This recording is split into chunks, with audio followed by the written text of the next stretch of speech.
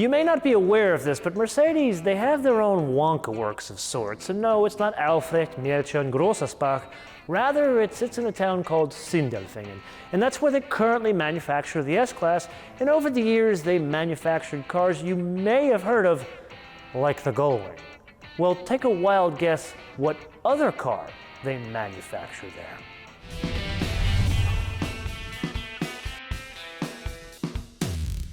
Okay, so you and I have experienced this suite of propulsion systems in many recent Mercedes and Mercedes AMG vehicles, and that is a term I use very specifically because what you are looking at is a mild hybrid system. And no, it's not like the mild hybrid systems we saw in GM vehicles about 8 to 10 years ago that were much more about efficiency. This is clearly geared towards performance. That is reflected in the MPG 1924. The basic building blocks of the system is a 3-liter inline 6 with a very large turbocharger strapped to it.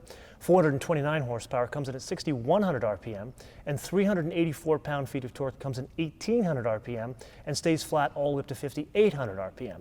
But that is not where the power supply stops. In between the gas engine and the transmission, there's an integrated starter generator motor, and that forms the basis of a 48-volt electrical system that the car runs on. Now, I've covered in many recent episodes how flash that technology is, how important it is, and all of the changes like no accessory drive, and how that technology has been pilfered from Boeing 787s as well as Airbus A350 aircraft. That does supply an additional 21 horsepower. The gas engine, in combination with the integrated starter generator motor, runs through a 9-speed torque converter automatic, and that powers all 4 wheels. Now, in terms of performance figures, VMAX 174 miles an hour and 0 to 60 4.4 seconds. On top of all that we just discussed, this is 4,577 pounds, definitely not a lightweight, and depending on how you express your weights and measures, that's 2,076 kilograms. With that in comfort mode, let's understand pulling power, really pushing power, because this is mainly a rear-wheel drive vehicle.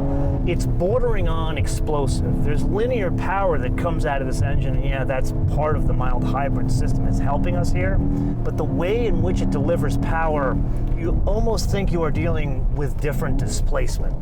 This is where I, a 6-footer, would sit in a vehicle that has a wheelbase that slots neatly in between that of an E-Class and a Porsche Panamera.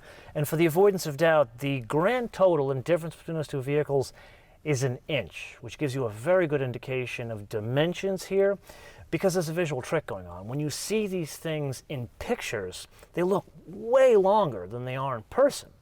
And they almost look like an S-Class in length, when in reality they're about 7-8 inches shorter. But I'm not back here to talk practicality, I'm back here to talk about exotic materials. You see, the fenders and the hood, aluminum, parts of the structure of the C-pillar, cast aluminum, the overall safety cage, that's high-strength steel, and then sitting behind me, there is a rear firewall, at least in vehicles that don't have fold-down seats. That's made of carbon fiber. Then they do one better, the trunk floor, that's also made of carbon fiber. About that spoiler, there are 5 different positions, and what it differentiates is the height of the spoiler. It can go from 0 inches extended, meaning it is flush with the rear of the car, or it can go all the way up to, I believe, over 7 inches extension. At these speeds, can I honestly tell you, there is a huge difference with the active aero. Because of that spoiler extension, no, you'd need to take it on a track, because you get the highest amount of extension by going above 75 miles an hour in Sport Plus mode. Now, one other neat trick about the active aero, there are shutters in the front of the car that will open and close based on how much air needs to get into the engine. So think low speeds, not pushing the car as hard as we're doing, it's going to close those active shutters, making the car more aerodynamic. But as you and I push it harder on some of these roads, that's when those aero shutters will open in the front, making the car less aerodynamic, and that's where we need to account for the change in the front, which is one of the big reasons why there are 5 positions to the spoiler.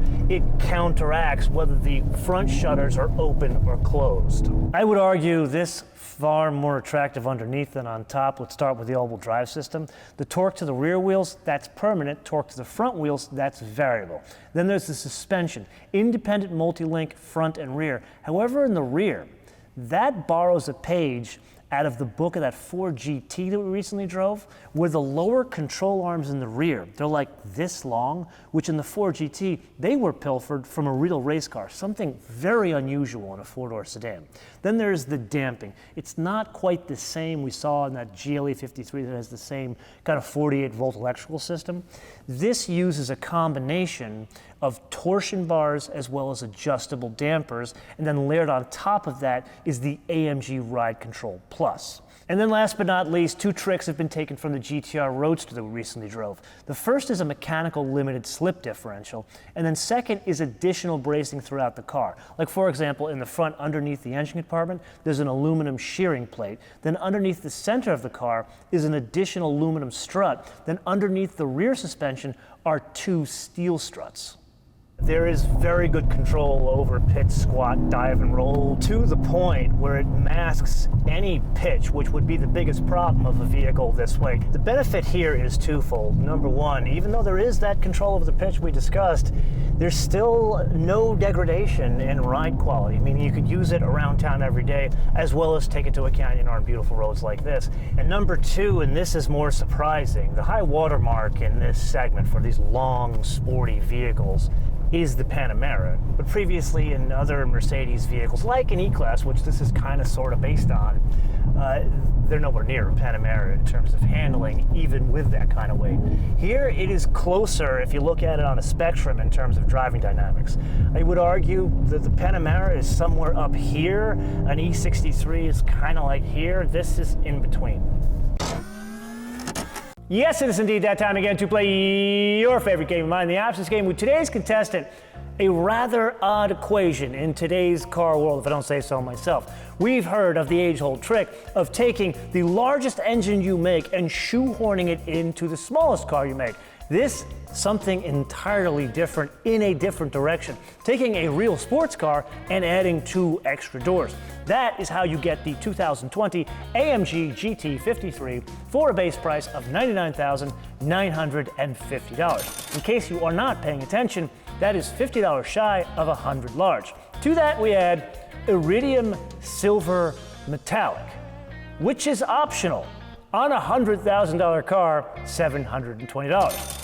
To that we add something so magnificent, the red pepper and black Napa leather interior, and it better be magnificent. For $4,450, I would go so far as to saying, well worth it. Then black piano lacquer trim, not my favorite. You got the smudging, and plus, why wouldn't you get something prettier if you've spent almost $5 on leather? How about like a satin finish wood? A dark wood would look very cool in there instead of black piano lacquer. Then we add the AMG Performance steering wheel, which we've seen on offer for like $300 or $350 in other Mercedes. This, $600. Then I need to point out, these come fitted with 19-inch wheels as standard. However, this car has the 21-inch AMG forged cross-spoke wheels for $3,950. Yes, they do look pretty. Then the AMG Performance exhaust, which Santa Maria Madre de Dios does sound really good. It better, $1,850. Then we move on to an incredibly curious option, that rotary control knob on the steering wheel for the drive modes. Then on the other side of the steering wheel, two buttons. One controls the suspension settings independent of the drive mode. The other controls the traction control system. That is standard on an AMG GT and a CLA 45. Here, it's an additional $400. To that we add the AMG Performance seats, specifically the multi-contour adjustment for the side bolsters, just the side bolsters, $700. Then you see that glass roof there? That is an additional $2,100, and it does not open. Then one of my favorite options, the head-up display for $1,100. Then the surround view camera for $700. Then the AMG Performance seats. So we already paid for the adjustable bolsters. Now you gotta pay for the seats, which are magnificent, and they are Recaros. They not only look good, they actually feel right in this car. $2,500. May I make a suggestion? Just make them standard and bring the price up by like maybe $1,500 and we'll split the difference. Then the AMG Black Dinamica headliner, this is kind of like a faux suede, $1,600. Very important in this car, especially with that incredibly cool interior color. Then the driver's assistance package. This is Distronic Plus, lane change assist, active blind spot assist, so all the safety doodads, $2,250. Then an option you and I have seen in virtually all of the AMGs that have sat in this hangar, the AMG Night package. That is the black trim, specifically the diffuser, the mirror fairings, the trim on the fenders, and the trim around the windows. That is $750. Then the only other thing we have to add is destination and delivery for $995. Kind of a bargain coming from Germany for a total retail price of $124,865. I would argue nothing to do with driving dynamics or power delivery, any of the technical stuff you and I blabber on about, but the seating position. The minute you get into this thing, even different from other Mercedes and AMGs, it's a myriad of things. I can't put my finger on exactly what one thing that stands out. Yes, you sit a little bit lower. The dashboard's kind of a mishmash of an E-Class and a GT and an S-Class for that matter, but they all work in conjunction with a little bit tighter cabin that makes it feel a bit more intimate, to the point where the personality here, if I were the guy looking for a Panamera, I'd have a hard time saying no to this.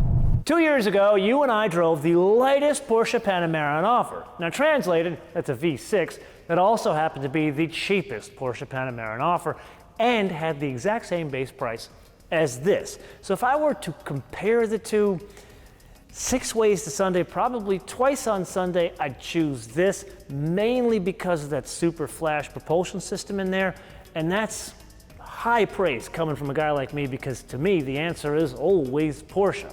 Well, we get into a bit of a problem. That's the V8s. And that's the solution we're going to have to come up with in about a month or two when we get a GT63S in here. And I do need to leave you with 2 alarming numbers before we part ways here.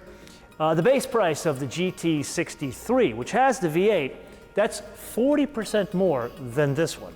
The one we're going to get, and we're going to have one with a lot of options, the GT63S with the crazy bonkers engine in there, 60% more in base price. So, go watch a couple of other episodes, come back, watch the episodes between now and then we'll reconvene with the GT63S, and we'll try to answer this question again.